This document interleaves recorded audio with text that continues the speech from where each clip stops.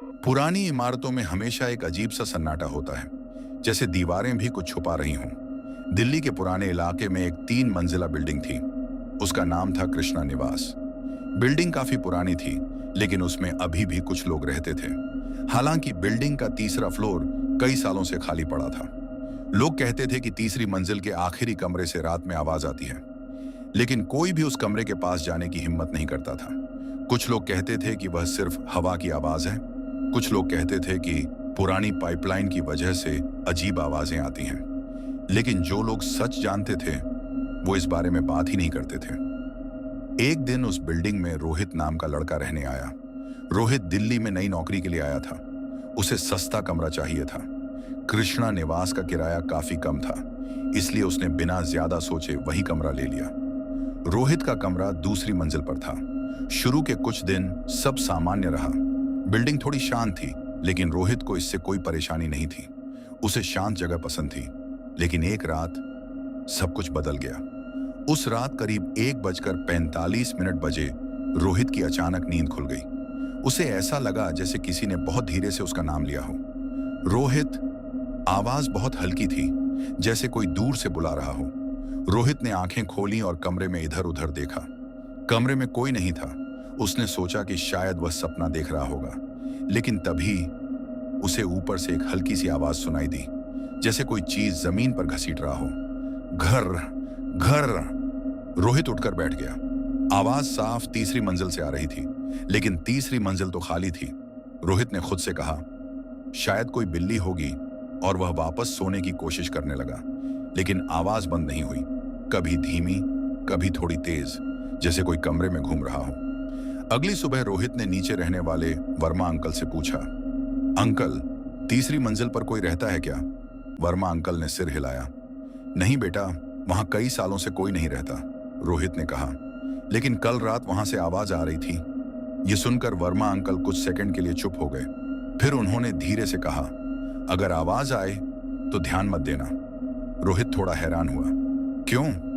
Verma uncle ने जवाब नहीं दिया। उन्होंने बस इतना कहा, बस मत सुनना। उस रात रोहित जल्दी सो गया, लेकिन करीब 2 बजे फिर वही हुआ।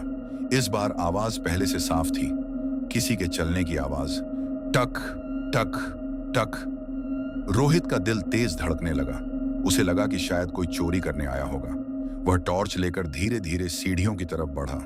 सीढ़ियों पर अजीब सन्नाटा था, जैसे पूरा बिल्डिंग सांस रोककर खड़ा हो। रोहित धीरे धीरे तीसरी मंजिल तक पहुंच गया। वहां एक लंबा गलियारा था। गलियारे के आखिरी में वही कमरा था जिसके बारे में सब बात करते थे।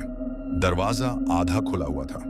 अंदर पूरी तरह अंधेरा था, लेकिन अंदर से हल्की हल्की फुसफुसाने की आवाज आ रही थी, जैसे कोई धीरे धीरे बात कर रहा हो।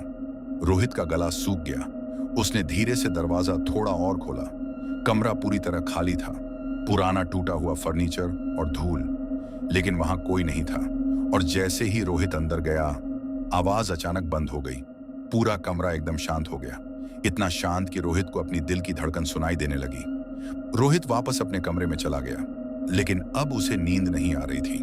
उसके दिमाग में वही सवाल घूम रहा था, अगर कमरा खाली था तो आवाज किसकी थी?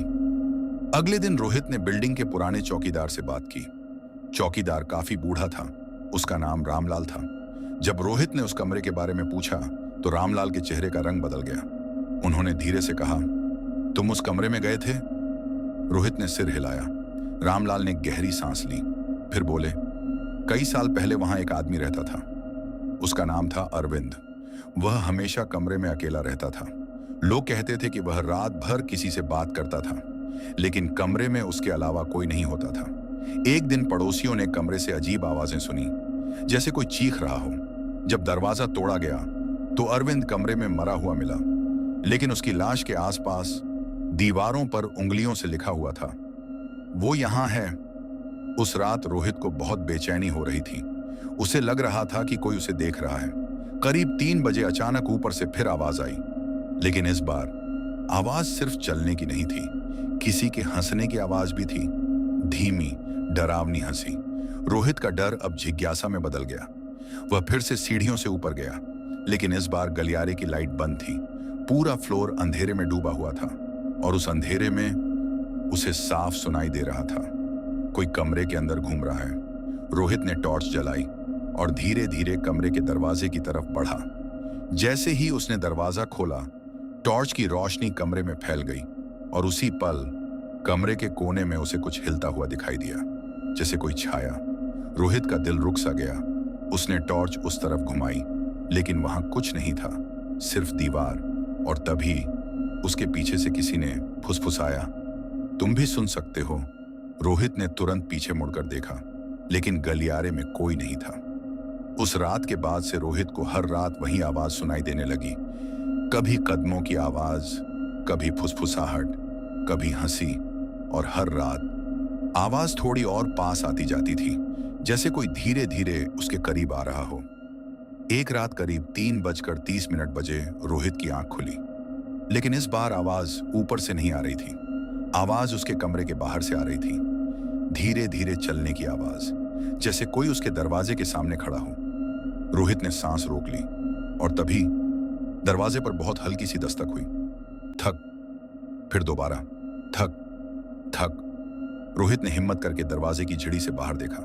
गलियारा खाली था, लेकिन उसे साफ महसूस हो रहा था कि वहां कोई है, कोई जो दिखाई नहीं दे रहा।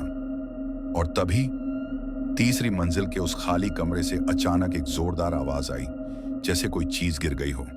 रोहित का दिल जोर से धड़कने लगा और उसी पल उसके दरवाजे के पास किसी ने धीरे से कहा, अब तुम भी हमारे साथ हो।